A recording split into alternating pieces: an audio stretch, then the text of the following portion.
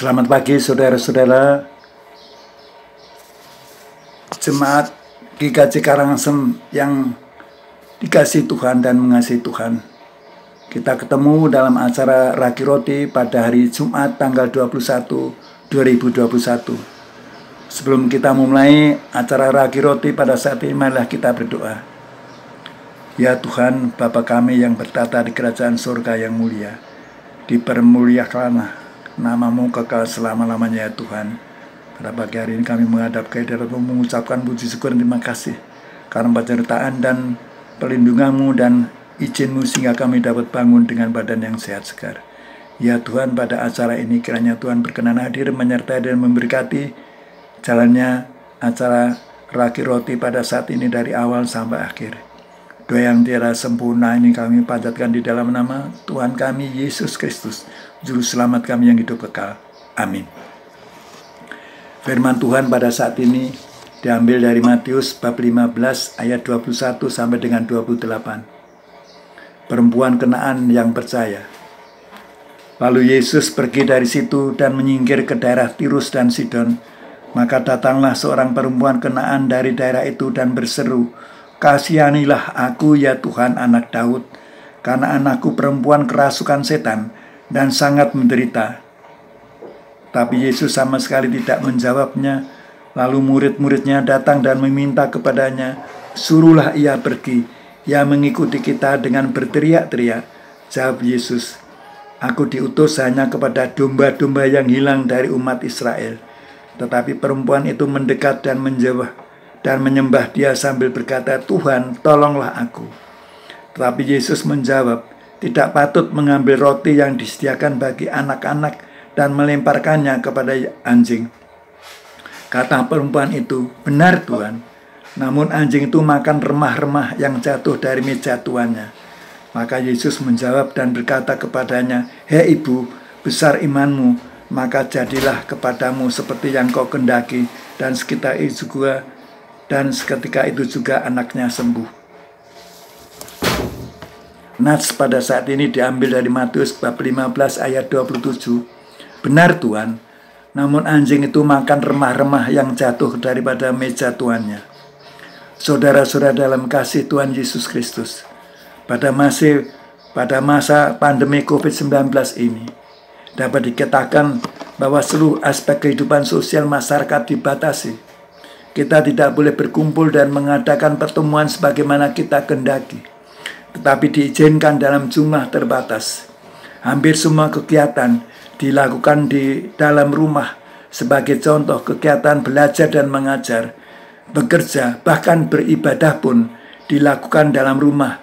Gereja-gereja pun terdampak, sehingga jemaat tidak dapat menyelenggarakan ibadah secara bersama-sama di dalam gereja.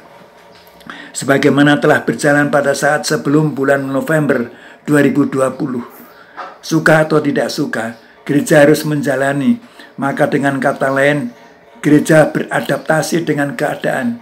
Dengan kata lain, gereja harus beradaptasi dengan kondisi pandemi COVID-19 tersebut, sehingga menyelenggarakan ibadah dengan protokol kesehatan yang diwajibkan oleh pemerintah untuk menghindari terjadinya penyebaran COVID-19 yang dikenal sebagai cara daring, online atau live streaming. Berkaitan dengan hal ini dikenal istilah gereja borderless, atau dengan kata lain gereja tanpa batas, yang diartikan bahwa gereja menyelenggarakan ibadah tanpa dibatasi dengan tembok, tanpa dibatasi dengan bangunan gereja. Gereja tanpa batas ini berawal dan berkembang dari iman kepada Tuhan Yesus Kristus yang memiliki kuasa tanpa batas. Iman kepada Tuhan Yesus Kristus ini tidak dapat dibatasi oleh waktu, tempat, dan orang atau komunitas tertentu. Setiap orang, dimanapun ia berada, mempunyai kesempatan untuk menerima Yesus Kristus sebagai juru selamatnya, seperti yang dilakukan oleh seorang perempuan Kanaan dalam perikop bacaan ini. Meskipun ia bukan orang Yahudi, namun ia mempunyai kesempatan mempercayai Yesus Kristus sebagai Tuhan dan juru selamatnya, sehingga mendapatkan pertolongan daripadanya, karena Tuhan Yesus Karena Tuhan Yesus Kristus melihat dan mengetahui bahwa perempuan Kanaan itu mempunyai iman yang besar, iman yang kuat, maka Tuhan Yesus Kristus mengabulkan permohonannya dengan menyembuhkan anaknya yang kerasukan setan. Kita, saudara-saudara saya, masing-masing mempunyai pergumulan hidup dan memiliki keinginan untuk mengatasinya. Firman Tuhan mengajarkan kepada kita tentang iman tanpa batas. Yang dimaksud adalah bila kita betul-betul mempunyai iman kepada Tuhan Yesus Kristus, maka kita tidak dapat mengatasi, maka kita dapat mengatasi segala pergumulan hidup, apapun bentuknya, apapun rupanya. Dalam kaitan ini kita dituntut untuk senantiasa mendekat kepadanya, bukan malah menjauh daripadanya. Oleh karena itu, marilah kita semakin rajin dan tekun beribadah dan memohon dengan segala kerendahan, serta mengakui bahwa Yesus Kristus adalah Tuhan yang dapat menolong kita, menolong saudara-saudara dan saya, sebagaimana dilakukan oleh perempuan Kanaan yang belum pernah ketemu sama sekali dengan Tuhan Yesus Kristus, namun mempunyai iman, percaya sepenuhnya kepada Yesus Kristus, sehingga permohonannya dikabulkan. Maka anaknya sembuh seperti sedia kala. Oleh karena itu, kita diingatkan bahwa Yesus Kristus adalah Tuhan yang tidak dibatasi oleh apapun juga, borderless. Ia sungguh Tuhan yang maha kuasa, Tuhan yang maha kasih, yang maha pengasih. Bila mana kita, bila mana saudara-saudara saya